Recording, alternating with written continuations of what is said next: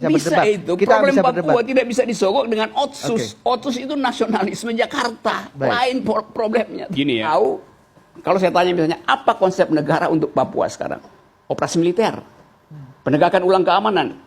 Padahal Papua udah hidup dengan imajinasi a new kind of nationalism itu.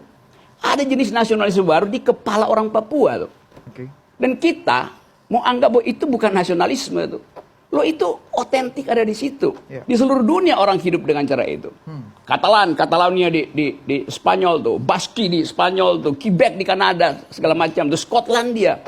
Orang hidup dengan multikulturalisme. Jadi yang kita sebut nasionalisme sekarang, dia tuh oscillating, bergerak nasionalisme itu. Sekarang pemerintah mau pangkas itu supaya jadi stabil. Dengan cara apa? Dengan cara kekerasan, dengan cara operasi militer. Mestinya dengan pendekatan hak asasi manusia. Anda lihat resepnya masih sama nggak dengan 10, 20, 30, Masih. 40 tahun yang lalu? Ya karena pengambil kebijakannya masih orang yang sama. Yang itu juga. Yang pengetahuannya tentang mengatasi konflik cuman itu. Bab 1 doang tuh. Jadi Anda lihat kita hidup di dalam kedunguan konsep itu. Misalnya kita mau bilang oke, kita mengerti hak asasi manusia. Publik internasional akan ketawa. Barusan Anda cabut paspornya Veronica Koman. Bagaimana Anda mau ngomong hak asasi manusia? Jadi semua soal ini memperlihatkan bahwa negeri ini atau pemerintah gak punya konsep untuk menyelesaikan sesuatu yang berdimensi internasional itu. Diplomat kita pasti kalah berdebat dengan anak-anak muda Papua yang belajar di Cambridge, Harvard, Oxford, yang lengkap pengetahuannya tentang deal diplomasi internasional. Papua itu memerlukan recognition, politics of recognition.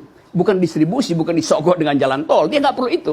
Karena tadi ada past memory, politics of fear di belakang itu.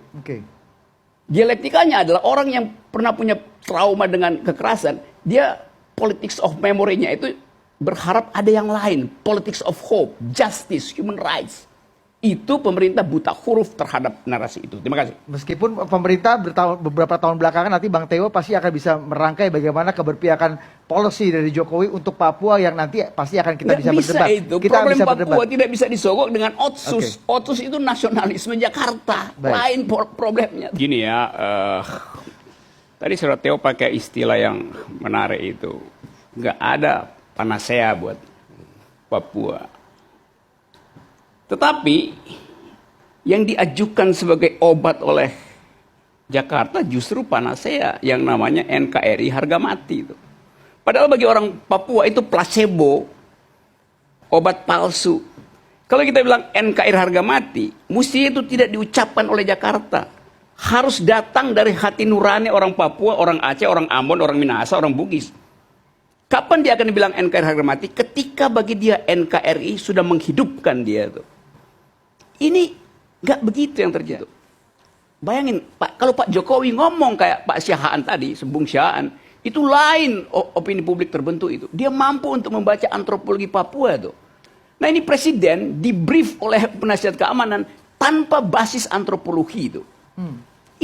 Itu dungunya. Indikator value, indikator makronya bagus, kata Bung Teo, semakin membaik. Indikator makro itu baru mulai bekerja bila martabat manusia udah diasuh. Baik.